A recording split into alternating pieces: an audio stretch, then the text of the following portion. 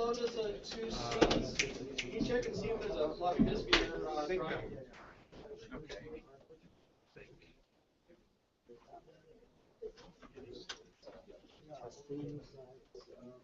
Yes. I've done that so many times I can't believe it. Okay.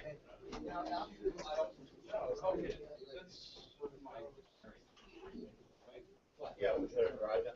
That is not. Where did Kevin's? Oh, sorry, just one more second. Second that? Okay, no. Okay, you're rushing you there. All right, so this is my first presentation. You just got to put it wherever you want. There's a switch on there to turn it on when you're ready, and you clip it on you wherever you, probably around there.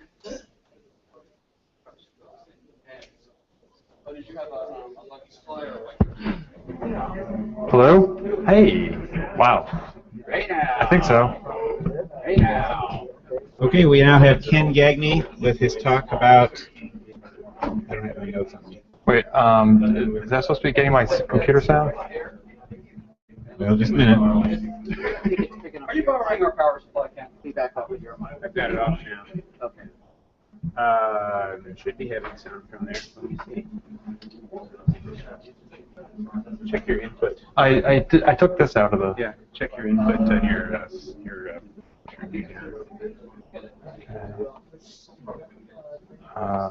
Make sound or talk over serial. Okay.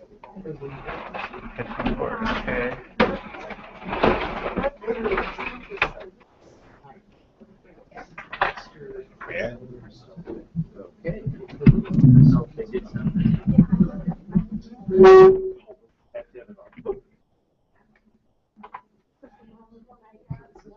Yes, I don't know how that worked before. What made that work? I don't think we Blue. Hi. we have to. I mean, we have to have sounds come out of here like for that video at the beginning. I doubt this was necessary. No, that was just so extra people could plug in. Yeah. Maybe it's the cable? Your cable? No, it's my cable, but it worked before. You need sound.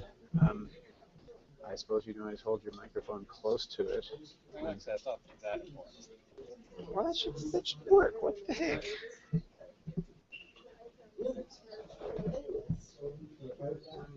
Turn this off and just reboot the sound system. Oh, right.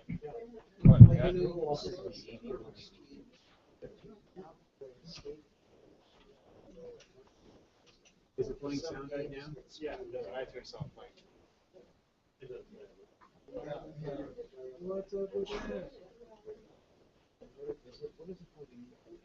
My headphone jack on my MacBook. Oh, it works for headphones, obviously. Sorry for the delay. You're just talking to yourselves.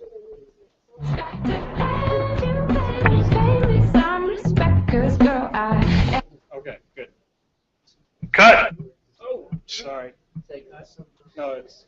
Say it again. That was the computer saying cut, not me. Okay, so we good? We're good? Hello. Testing. Echo. Echo. Round and round the ragged rock the rugged rascals ran.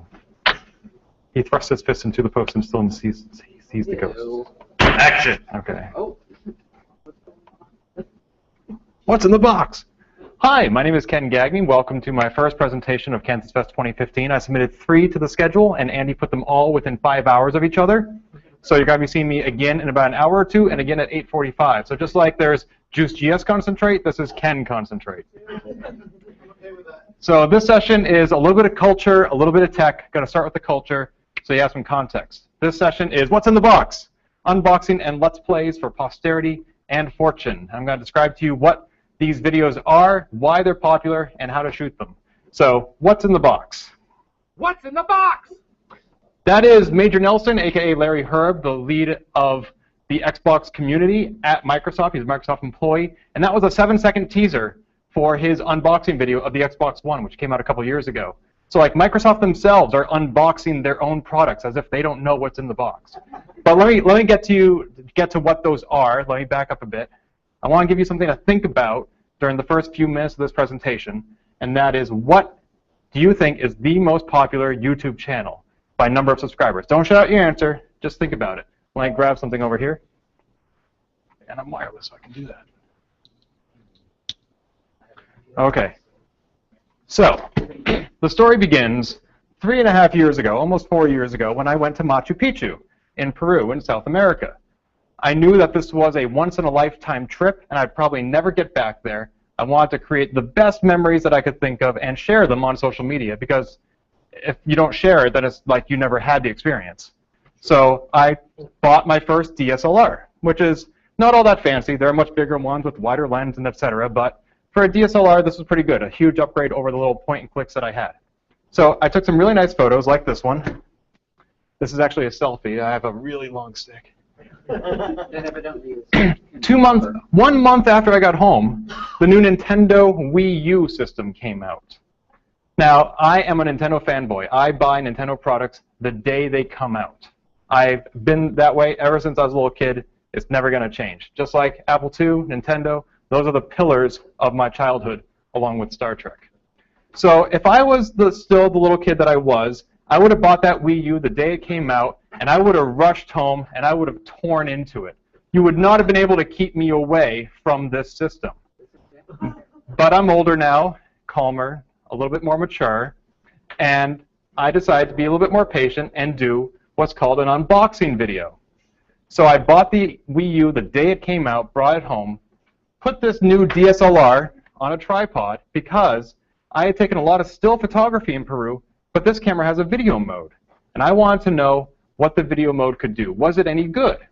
So I put it on a tripod, I pointed at the box of the Wii U, and I narrate as I open the box, take out the parts, describe what I'm thinking about it, how they feel, what they look like, compare it with the previous system, and then even go the extra step of hooking up to my TV and configuring it. The system came out Sunday morning. I spent the whole day opening it, shooting the video, put it on YouTube Sunday night. By Monday morning, I had 301 views, which was about 300 more than I expected to get. So I was pretty happy. What I didn't realize is that YouTube, when a video is getting a disproportionate amount of traffic, will temporarily pause the display of your statistics at 301 while it ensures that all this enormous traffic you're suddenly getting is in fact legitimate and not being gamed.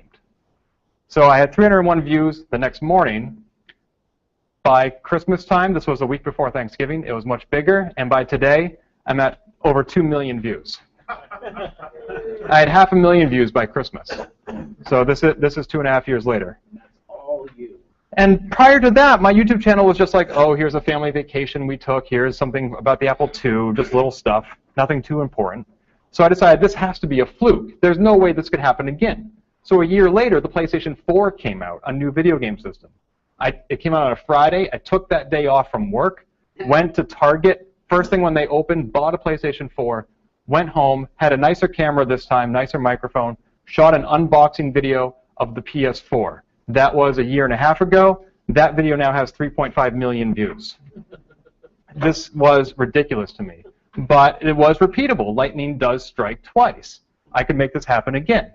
So one of the first things people said to me, well, actually, so to demonstrate just how popular this became, this video series, I was pretty good at social media. I used to run social media for KansasFest, for Computer World magazine. I now do it at my current job. But personally, I have a pretty good footprint. LinkedIn, Google+, Facebook, Twitter, my website, all getting fairly good traffic, hundreds if not thousands of followers. After these videos became popular, to show you how many YouTube subscribers I now have, I need to change the y-axis here for a bit to put it all into perspective. So that's how many YouTube followers I have now, compared to all my other social media. I don't understand what appeal they see in this, but okay. So one of the first things my followers said after that first Wii U video 2.5 years ago was, are you going to record yourself playing the games on the new system? And I was like, well, I don't think so. I don't know why I would do that. I've never done that before. And why would you want to watch that? But I looked into it because they thought it might be fun. And it required me buying a video capture device. The one I was looking at, and there are others, is called the Elgato Game Capture HD. and it's $150, which is a lot of money to let other people watch me play video games, when I've been doing this for years without people watching me and having a fine time. So why would I want to spend more money for their benefit? I didn't understand. Now, this is where we come back to the original question. What's the most popular YouTube channel by number of subscribers? Any guesses? Cats. Cats? Well, no, not the genre, but is there an actual YouTube channel called Cats? I don't know. What's that? Is it your David? Pew Pew. Pew Pew. Close. Any other guesses? GameBits? It's not mine. Any other guesses? PewDiePie. That's right. That's actually. So these are the top 11 channels on YouTube, and the number one is called PewDiePie. He has 37,000 subscribers and 9.4 billion views. Now, I'll explain to you what he is in a minute, but to put it in perspective, Katy Perry, 16 million subscribers. Taylor Swift at number 11, 14 million. PewDiePie has more than twice as many viewers as Katy Perry. Now, PewDiePie is a gentleman, I believe in Sweden, in his mid to late 20s, who plays video games on YouTube, and people watch him. He has 37, almost 38 million subscribers watching him play computer games and video games. Now, why would he do that? What's the point? The point is, here's my Wii U video. Before you can watch that 30-minute video, YouTube is going to show you an ad. It might be for GMC, or Ant-Man, or a new Star Trek DVD. I don't know. It's going to be probably relevant to my viewers. Every time that video is shown, GMC, in this example, is giving YouTube, or their parent company, Google, money. And every time that ad is shown and money is given to YouTube, YouTube then turns around and gives me about 55% of whatever that company is paying them. So after my first month that my YouTube video of the Wii U unboxing was online, I got a check in the mail from Google. I was like, oh, this is why people play video games online. So I took about 1/10 of that first paycheck, and I bought that Elgato game capture, and I started playing video games. Because this is how much money you can make by playing video games on YouTube. In calendar year 2014, PewDiePie made $7.4 million, 7.5. He is a millionaire. This is a guy who dropped out of college because he couldn't afford tuition and worked at a hot dog stand. And then he went online and started playing video games, and now he's a millionaire multiple times over every year. It's amazing. Now, I'm probably not going to be the next PewDiePie. That is some lightning that doesn't strike twice. But I can make a nice little nest egg for myself. The amount of money that I now get from YouTube is about the equivalent of a 10% raise at my day job, which is not insignificant. So I've been playing all kinds of video games in the past 3 years. I have Mega Man 2, which is a classic game, Super Mario 3D World for the Wii U, a reboot of Shadowgate for the Apple II that came out for the Mac, Destiny for the PlayStation 4.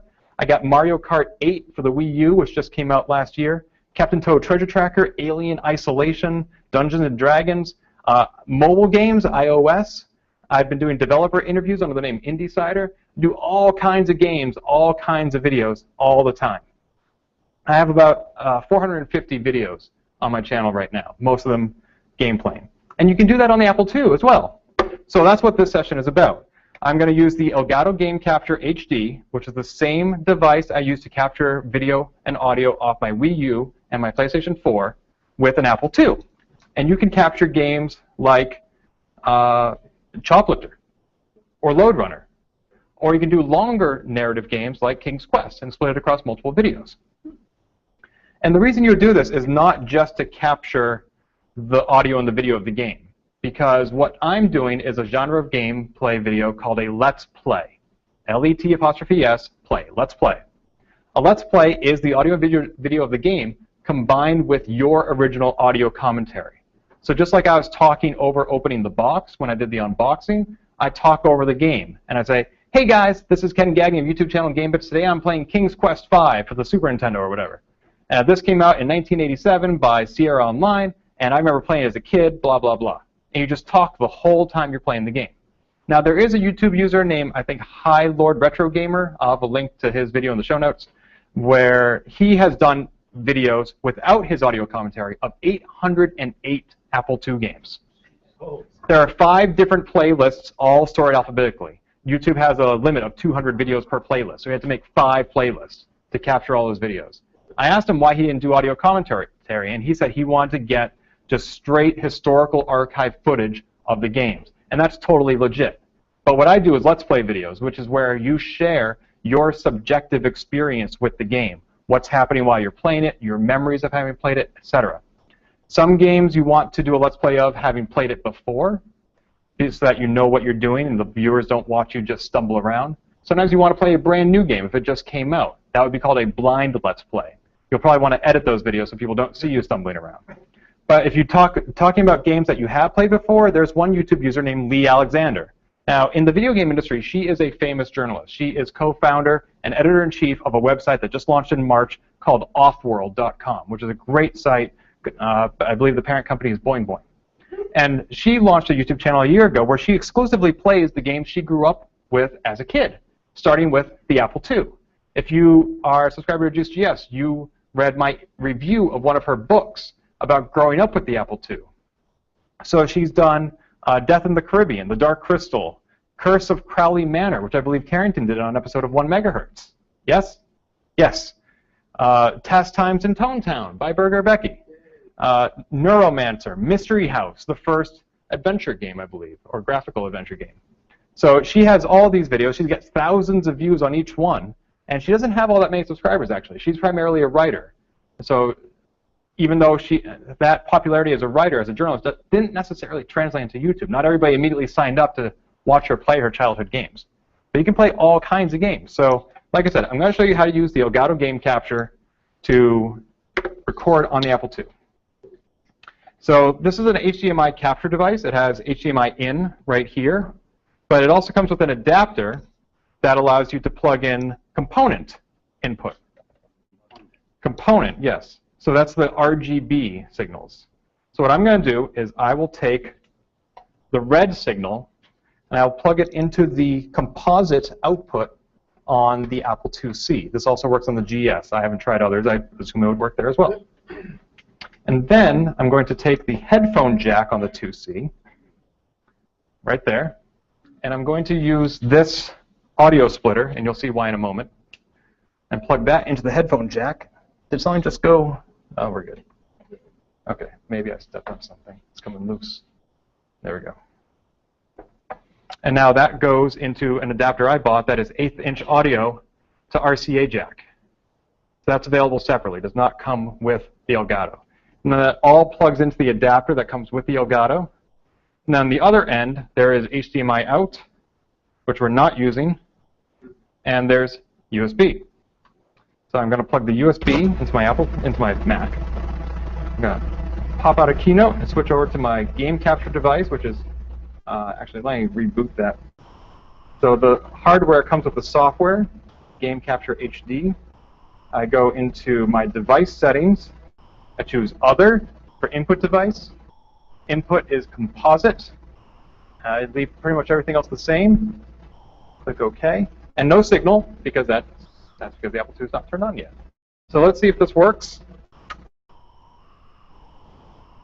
It would help if I... Yeah, there should be a... So it says check disk drive, and that's because I didn't close it. So hold on. There is a disk in there. So this is my Mac screen that you're seeing right now, and it's booting up. You can see the Apple II live. Now I think I forgot to plug something in over here. Is Chris in the audience? It's loose?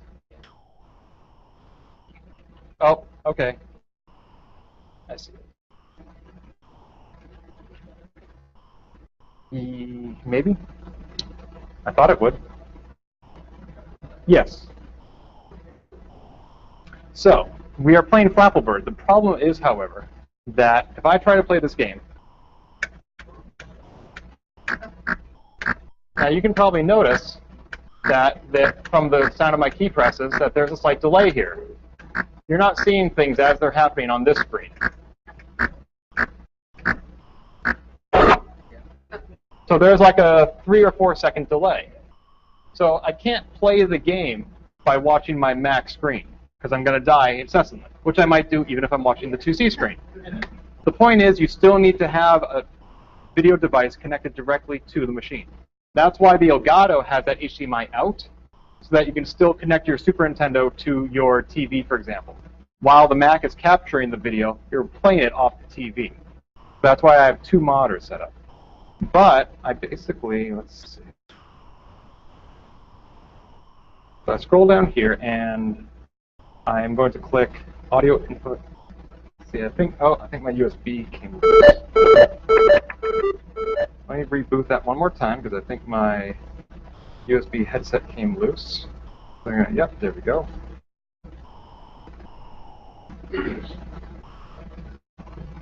And the reason I have the audio splitter plugged in is because if you want to hear the sound in real time, you want to plug headphones into the 2C, because the sound is also delayed coming out of the Mac. So if you don't have that, then that means that either you're listening to the sound late or you're not listening to the sound at all. So I don't have another pair of earbuds with me, but anything that comes with an iPod or an iPhone, you can just plug right into that splitter, and you'll get the audio in real time. But what instead I'm going to do is plug in my USB headset and switch this to Logitech USB and click yes for live commentary. And then I can go ahead and scroll down here, and where's the record button? I don't think this program is used to that dimension. There we go. Now, some lower-end Macs or PCs, because this software is available for PC as well, has trouble recording the video it's capturing and showing it in real time as well. The first time I tried this was with an older Mac, and I started dropping the audio from my commentary, and that was no good for me. So I actually pause the live display usually. I can still see it down here just fine, and that frees up a whole bunch of CPU processes for the Mac to focus on just the capture. Fortunately, this is a newer Mac, so it shouldn't have a problem with that. And I can just go ahead, and this little camera button allows me to take still shots, so I can have screenshots that I can upload anywhere or put on Twitter. And I can also just crash my computer. Awesome, thank you. I love it when that happens in front of an audience. Yes. Let it pick up the signal again. Why is it taking so long? No, there certainly is a signal. There we go. So I'm going to hit record, and I'm going to start. Hi, this is Ken Gagne of YouTube channel GameBits, and today I'm here to play Flappelbird, released by Mr. Dagan Brock in calendar year 2014 for the Apple II. Yes, that's right. 35 years after the machine was invented, we're still releasing crap like this. No, just kidding, Dagan. Flappy Bird, of course, is the game that received so much popularity that I couldn't comprehend it. The creator made $50,000 a year in ads, and Dagan saw fit to port it to the Apple II so that we can play it ad-free. So this version is the version you want to play. So it's very simple, just one button. Just push tap to flap, and you're going through all these pipes like Super Mario Brothers, and it has a score counter. Now this game, of course, was the recipient of a game contest here at KansasFest 2015 in Kansas City, Missouri at Rockhurst University in July of 2015. And the competition was stiff and fierce, but hey, you're listening to the winner. So you can be sure that this is going to be a hell of a Let's Play video. Yes, that's right, you're going to be here for hours. So you can go ahead and skip ahead to the end of the video if you want to see when and if I die. If there is no end to the video, then I'm probably still playing and you're watching this live. I'm so sorry. But you know what? This is pretty easy. You just push the tap button to go up and down. Actually, just to go up, the bird naturally just goes down. And if he doesn't go down far enough, he'll crash into a pipe and it's game over. It keeps track of your current score and the highest score at this moment, which for me is 44 because that's the first time I've played. So it immediately starts over. You can play again. I remember James Littlejohn reported on Facebook that he lost hours to this game trying to get a better score than he had before.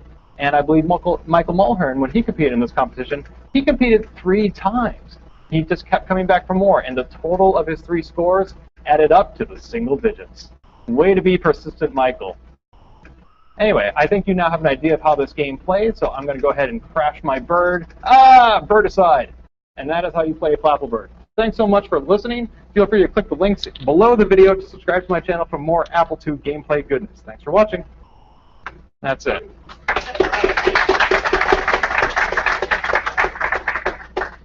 So now you have all the video right in this. It's saved to the hard drive, and you can export it using any of these channels right here. You can do some slight editing, which is just basically cutting and pasting, or not cutting, pasting, but where's my audio? There we go. Oh, it's coming out my headset. That's what's wrong. Let me switch to that. Output headphone port. There we go. And Gagne saw fit to port it to the Apple II. So now, one downside to this program is that it captures the game's audio and your audio on the same track. So you can't adjust the volume separately after the fact. If that's problematic, then you can actually record your own audio separately in Audacity and then sync it up manually yourself. Yes?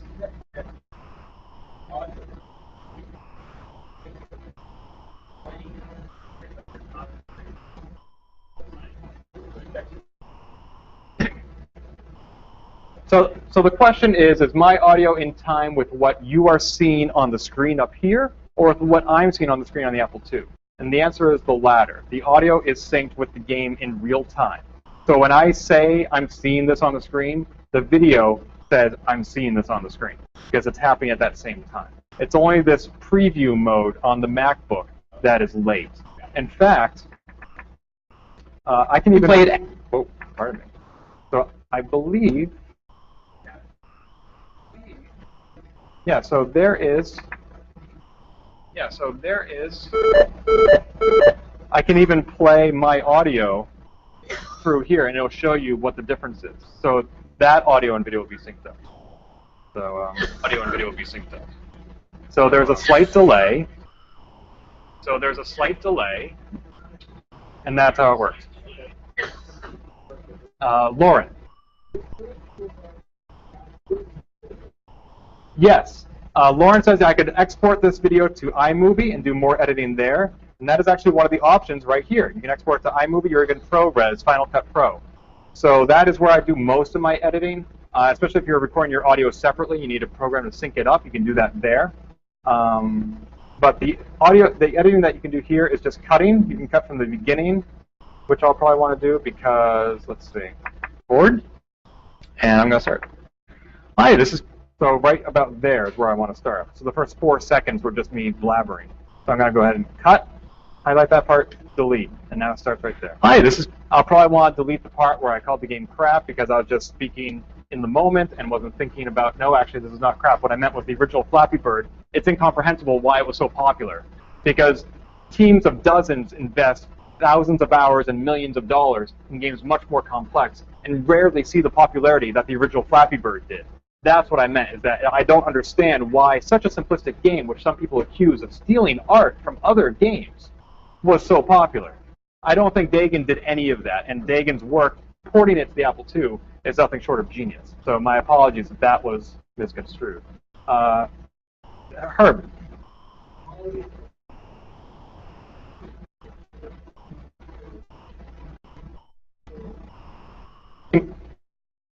Yes, so there is, that's a great question. The question is, can I adjust the audio of the game and the headset prior to recording? And yes, there are separate dials right here, game audio and live commentary. And there's also an option right here called automatically reduce game sound, also known as auto ducking. That means that when I talk, it'll reduce the volume of the game to make sure that I hear, or that I can be heard. And when I stop talking, the volume of the game comes back up. So it's the game audio is variable in volume when that option is checked. I tend not to use that myself, even if the game doesn't involve ducks. So auto ducking does not require ducks. Excellent question, Greg. Thank you. Mark.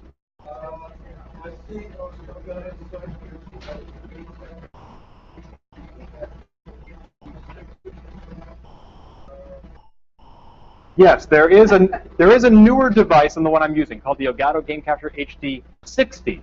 The only difference between the two in terms of hardware is that the HD 60 can capture 60 frames per second. This one is limited to 30. However, Lon Seidman, Apple II user and Open Apple guest formerly, and BBS operator, actually. He has a Apple II BBS that you can telnet into.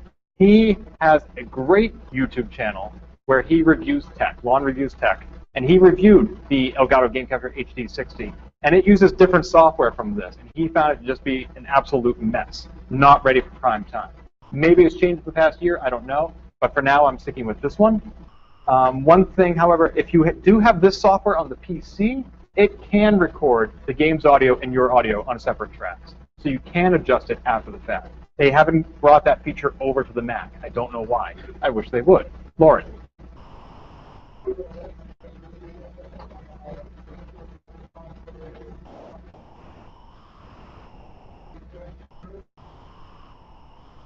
Do I get more popular with YouTube videos where I do well or where I crash and burn?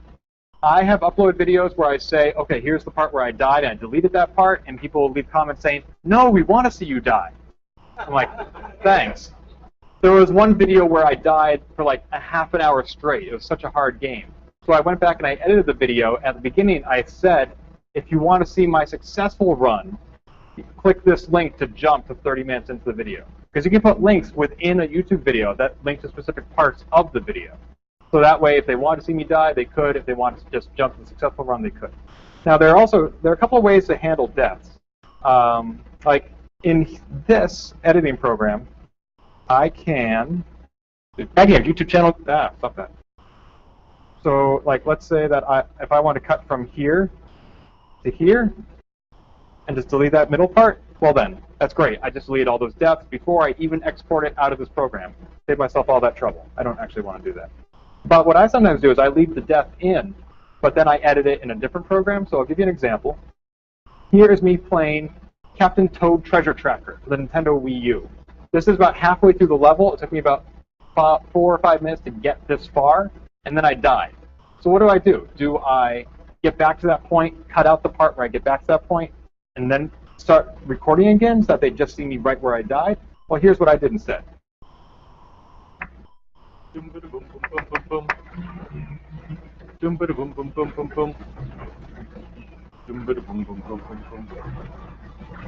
La la la la la. I ran out of things to talk about. La la la la la. La la la la la. Oh! I didn't know touching them would kill me. I just thought they were like a wall.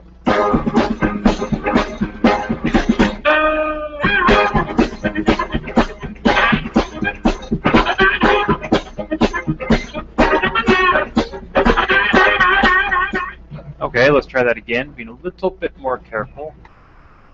So I just put it into Final Cut Pro, I sped it up by about 800%, added the Benny Hill song, and there. So they can see that I did get back to that point without having to waste their time. Carrington?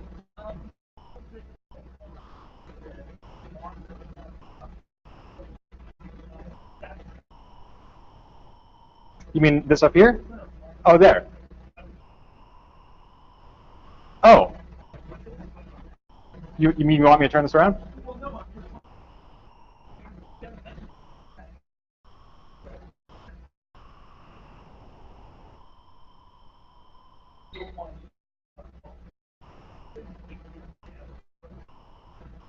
So the question is this an HDMI upscaler for an Apple IIc? Can I connect my Elgato to an HD TV and watch my Apple II's display on there? The answer is, I don't know. I haven't tried that. There would be that.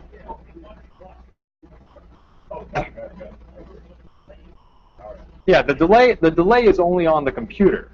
If I were to connect the Elgato's HDMI out to a TV, what would I see? I honestly don't know. I haven't tried that. If you have an HDMI cable and you want to plug it in over there after this session, we can try that. Kevin.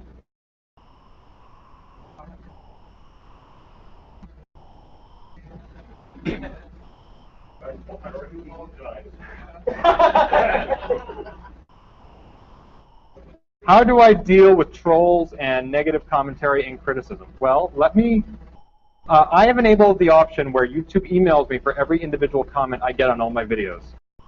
And I have read 26,000 YouTube comments in the last 2.5 years. I read every single comment on every single one of my videos. And I still have faith in humanity. It's ridiculous how positive people are. Usually if they're going to take the time to watch my videos, it's not because they hate the game I'm playing. if they're watching me unbox the PlayStation 4, yes, there are people who come on and say PS4 sucks, Xbox lol, but some people are actually like, so do I have to pay for PS Plus membership to get online? How does that work? Or do you know when the next games are coming? Wow, I just got 16 more comments during this session, and I haven't even uploaded anything yet. So I don't know if those are you guys or what. But yeah, I mean, sometimes people are talking to each other. Like these are all people just replying to each other, so I don't even have to read them and interrupt their conversation. It's just people, some people jump in and answer each other's questions without me doing so. Anyway, yeah, but most people are really nice, and I've actually developed this small community of regular names and faces. I've become friends with some people, and we actually hang out offline because they started liking my videos. There's one person who, I was telling some of you this already, back on April 22nd of this year, I wrote a blog post saying how 25 years ago to this day, I was competing in the Nintendo World Championships in Boston. Yesterday, I got an email from one of my YouTube followers. First, he was saying, hey, Ken, my parents are going to Boston next month, and they're wondering if you can recommend any sites to see. And I wrote back, said, oh, yeah, do the Freedom Trail, the Duck Tour, etc. And they wrote back, cool, thanks. By the way, I just found this video that was uploaded to YouTube a month ago or so. I think that's you in the video. And so I clicked the link he sent me. Somebody shot a home video of me competing in the Nintendo World Championships 25 years ago and just uploaded it to YouTube. This is a video of me 10 years old on stage. It's the earliest known video of me. And I never would have found this because the guy who shot the video was shooting it because he was on stage after me, competing in a different age group. So he doesn't care about me. He didn't tag me and say, hey, Ken, here's your video. He doesn't even know who I am. But somebody did because he read my blog post, connected it to this video he saw, and emailed me. So most people are actually really awesome. They enjoy my videos, and if I take a week or a month off because I'm busy grading papers at the school I teach at, they email me and say, hey, when's your next video? Are you okay? What happened? We can't wait to see what happens next. Or if I upload 5 parts of a 6-part series because it's a long game like King's Quest, they say, where's part 6? We can't wait. So they're actually really eager for my content. And they say on the internet, never read the comments. I disagree. Never read the comments unless you are in a position to curate them. In which case, read every comment. Remove the ones that are inappropriate or vulgar or crass, the ones that will turn people away from your videos. Curate your community and cultivate it to be a positive one. And so that's what I do. If somebody comes on and starts using sexist or racist language, they're out. I block them. They're no longer able to view any of my videos or comment on them. If people say, cool video, just sub, thanks, I write back and say, hey, thanks for liking my video. I'm glad you subscribed. Some people will leave questions, and I'll write back within the hour, and they'll say, oh my God, I can't believe you replied. And some people, they'll leave comments on month-old videos, and I'll reply within the hour. And somebody else will say, I can't believe you're still replying to months-old videos. That's so cool. I've never seen a YouTuber do that. PewDiePie, the guy I was talking about earlier, has gotten so tired of the trolls that he has disabled the ability for anyone to leave any comment on any of his videos. Granted, he can now more focus on creating content, so I understand why he made that decision, but he's cutting himself off from his community. Now, if he only had 50,000 subscribers like me, maybe that would be a more tolerable level of traffic. When you have 37 million, maybe not so much. Was there another question?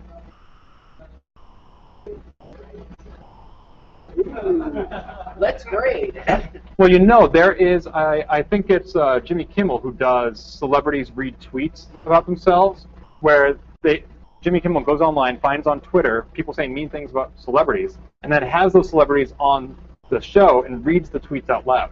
There's another channel that did, there's a website called ratemyprofessors.com, and they got the professors to read their ratings. And I'm like, I guess I could do that.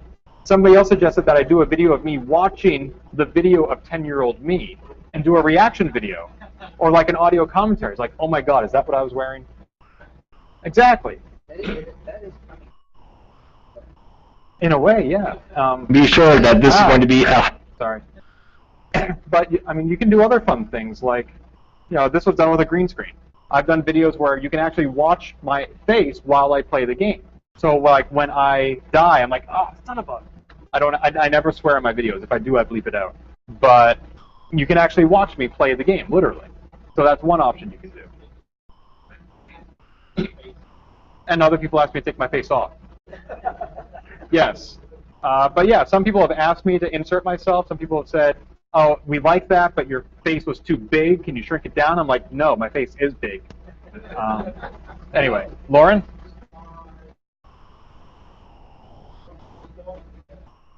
I have to do that separately. Usually, I cut out the audio track right where I swore, or I put a bleep in, or it was a case where I died and I was cutting it out anyway. There is one game I'm playing that the game itself has foul language. Life is Strange is the name of the game. It deals, it's not for the sake of it, it deals with mature issues like drug abuse and suicide. And so I feel a little bit more okay using inappropriate language there. Also, if the game is rated M for mature, that means that you should be 17 years old or older to play the game. However, I can put it behind an age gate on my own channel, so you have to be 17 or older to watch it. But that requires you sign into your Google account, and I prefer to let anybody watch the video without having to create an account. So I don't age gate. I let them police themselves. But yeah, so this works on the Apple II. You can do like a 5-minute video of Flappy Bird or Lode Runner or Choplifter really easily. You can do a longer series of King's Quest and split it up. Like I'll record that game Life is Strange that I was just talking about. It takes multiple hours to finish that game. So I'll record for 2 hours at a time, and then I just chop it up. Anytime the screen blacks out as it transitions from one narrative sequence to the other, I'll pick up on that and I'll say, hey, thanks for watching. This has been Ken Gagne of YouTube channel GameBits. Hey, this is Ken Gagne of YouTube channel GameBits. Thanks for watching. Here's a new video. And then later on, when I'm done recording, I'll go back to that spot, cut. There's one video, there's another video. So you can just record for hours at a time and then cut it up and put it on YouTube. And you could. So that's what I did before coming to KansasFest. I recorded 2 hours of Life is Strange, split it up across 5 videos, had one go live every other day. So even though I haven't been home this week, I have a regular flow of new content. I'll give you an example. About a month ago, I uploaded my first videos in 2 months. I took 2 months off from YouTube. And the week that I uploaded my videos, my daily revenue doubled. Now, is that because I was uploading new content? Or is that because that was the same week as the annual Electronic Entertainment Expo, and video games were in the news a lot, and people were searching for this stuff and organically coming to my content? There are so many variables that I can't say what causes a spike in traffic and what doesn't. I would never want to stake my financial stability on YouTube because it's so unpredictable. There will be months when I'll make 4 digits, multiple 4 digits, and there'll be months where I make 2 or 3 digits. And it depends on the time of year, what games are coming out, and what's in the news. Very unpredictable. Kevin, do you have a question?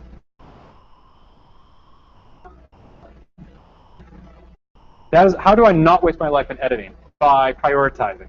So for example, some of the early Life is Strange videos that I was uploading. Let me see if I can find some. By the way, I just did a Let's Play of a text adventure, Red Light, originally for the Apple II, now ported to the PC and Mac. I did the PC and Mac version. I interviewed the developer, Wade Clark. So you can watch me play a text adventure, which is one of the most visually arresting activities ever. So when I first started doing my Life is Strange videos, I would put it into Final Cut Pro, and at the end of every video, I would take the last video I recorded in this series and the next video, and I take out little clips of them, and I put them here so you can click and immediately go to the previous chapter and the next chapter. And that required that I record the next video before uploading this one, and I had to get the positioning just right and choose the right 10 seconds that were attractive to get people to click. That took forever. And then I watched to see how many people were actually clicking through, and it was like sub 2%. Partly because those annotations that I was using don't show up on mobile devices, and more people are viewing YouTube from mobile devices. It's an increasing percentage. So YouTube introduced a new thing called cards, which work on mobile and desktop and don't require any editing in the video. It just puts this little eye up there, and then you click that, and it expands to say, oh, here are other videos in this series. And that takes like 5 seconds to put in. So rather than incorporate it into the actual content of the video, I just use YouTube's inbuilt features. So there's actually very little editing to do, especially if you're awesome at a game and you don't die. You just shoot, upload, done. That's it. Steve.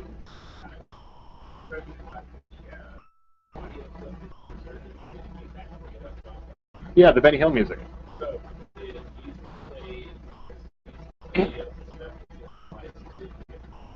Did YouTube challenge my use of the Benny Hill music? No, and I don't know why. They do have a content matching program where they look to see if you are using other people's content. For example, that game, Life is Strange, they have their own indie band providing the soundtrack. And when I upload part 16, it starts off with these two girls laying in bed on a lazy morning listening to the radio. So there they are, just chilling like villains, listening to music. And YouTube said, oh, that music that's playing in the background, that belongs to somebody else. So you can't put ads on this and make money on it. I'm like, okay, that's fair. Nintendo has said that they own, well, this is true. Every video game, the audio and the video content is copyrighted by the creator. Even if I add an audio commentary to it, it's still copyrighted, the original content. So some companies will let you monetize it by putting ads on it, some will not. Most video game companies would kill for PewDiePie to play their game. That's an instant audience of 39 million people. Free advertising. Why would they say no to that? I have a friend who was going to do a Kickstarter for his game, and he sent a demo of it to PewDiePie, and PewDiePie played it. And then he launched the Kickstarter, and he got his funding overnight. It was ridiculous. However, Nintendo has said they own the copyrights to all their games, and not 1 second of any audio or video from any of their games can be monetized by the user. So all that Captain Toad stuff I was showing you, I couldn't monetize it for that reason, not because of Benny Hill. And so some YouTube users have said, we're not going to play any more Nintendo games. Right. I mean, the people like PewDiePie, this is their living. And while shooting free videos will attract viewers to your channel who will then watch your monetized videos, some people need to be thinking more short-term than that. So if they're going to shoot a video, they need to know that they can make money on it. And they're not going to do it just for fun. So, any other questions? Wait, Greg has a question, and then Herbigit. So,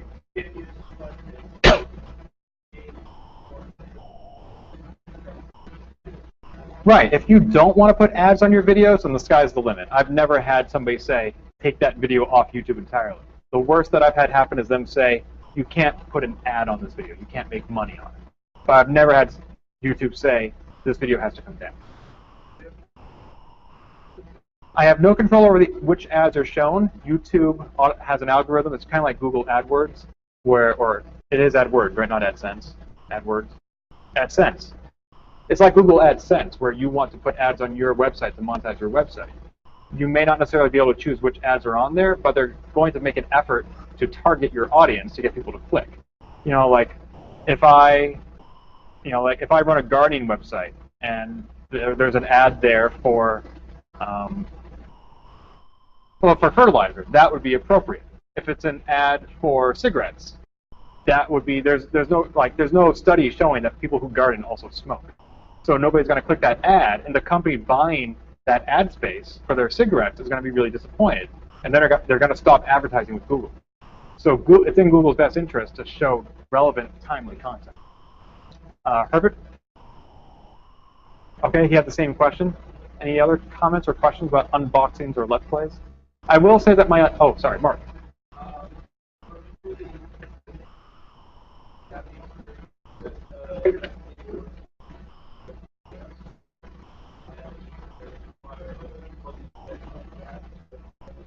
I myself have not tried it with a 2E.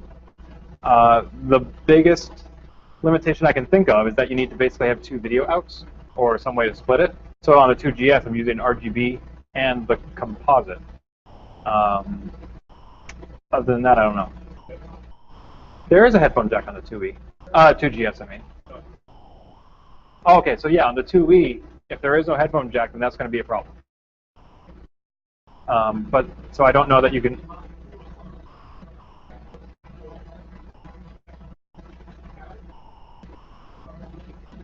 So if you have a 2E with a Mockingbird card, which has a headphone jack, then that would probably work. Otherwise, I'm not sure how you would capture the audio on a 2E if it doesn't have a headphone jack.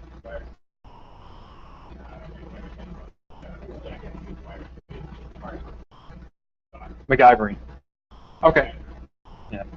So, in fact, it's possible that we can't monetize this live stream because this video is showing, but there's no audio, so that should be fine. Any other questions? So I'm probably going to upload that Flappleberg. I might like re-edit the audio of me calling it crap because that requires too much explanation. But yeah, so I'm probably not going to make a lot of money uploading Apple II videos, but I like to have variety of content. One of the best things you can do, which I don't do and should, is have a schedule. So like every Monday a video in this series goes up. Every Tuesday a video in this series goes up. In fact, Twitch requires that. If you want to be a premium user on Twitch, which is necessary to monetize your videos on Twitch, which is a live streaming service mostly for games, then they require you have a schedule. Like every Monday at 8 p.m., I'm going to be playing games. Every Tuesday at 5 a.m., I'm going to be playing these games. And I don't have the schedule that accommodates that. I can take 2 months off YouTube and not shoot content if I want to. And I'll watch my revenue dip, but nobody is hurting except me. Bless you.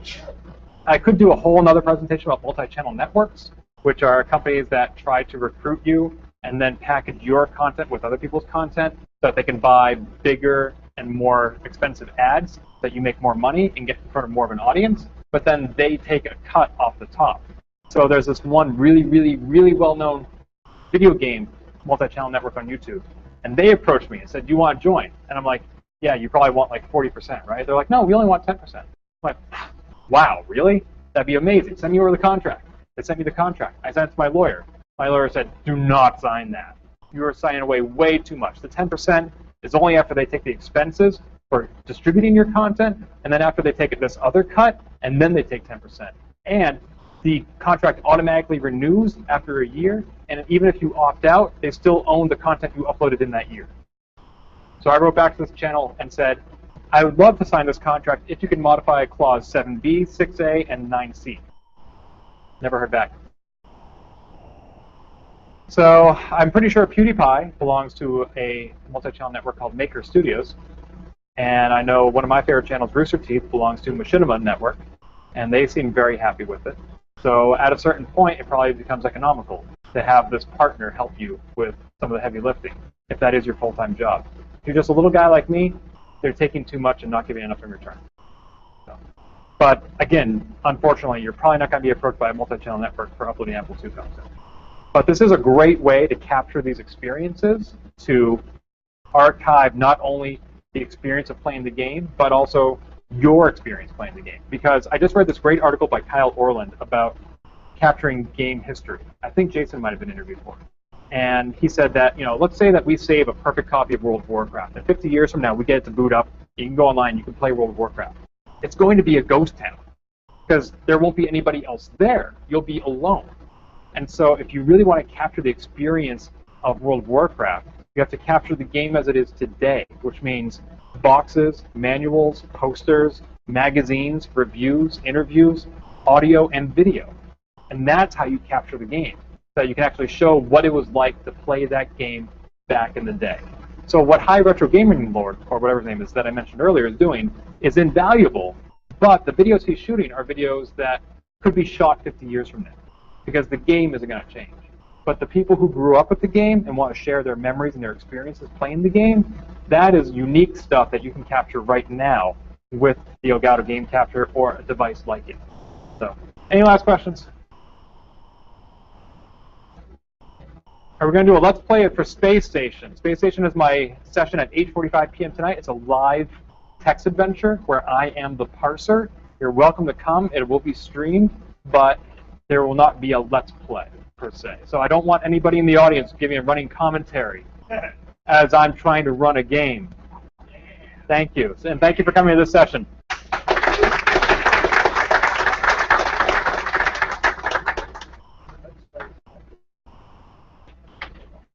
They are.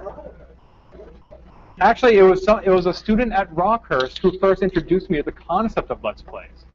If you're wondering why somebody else would watch somebody play a game, I'll send a link out to the list that explains that. But she's quoted in that video, and there are some really good reasons to watch other people play games.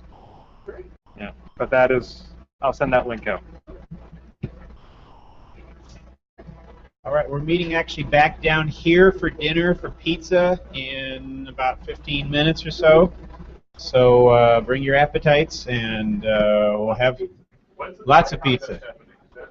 What are the various contests? Oh, and also talking about the contest, we have the door contest. There is and you come down wearing your crazy tie if you have a crazy tie for that contest. That's tonight. Yeah, we'll be awarding Hackfest tomorrow, and When is the deadline for Hackfest? Tomorrow. tomorrow morning, I think. Yeah. After dinner tonight. Group photos after what he says after dinner tonight. If you have a tie for the tie contest, now's the time to tie one on. All right.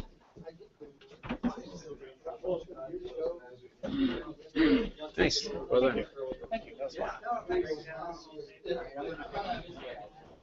So, before you started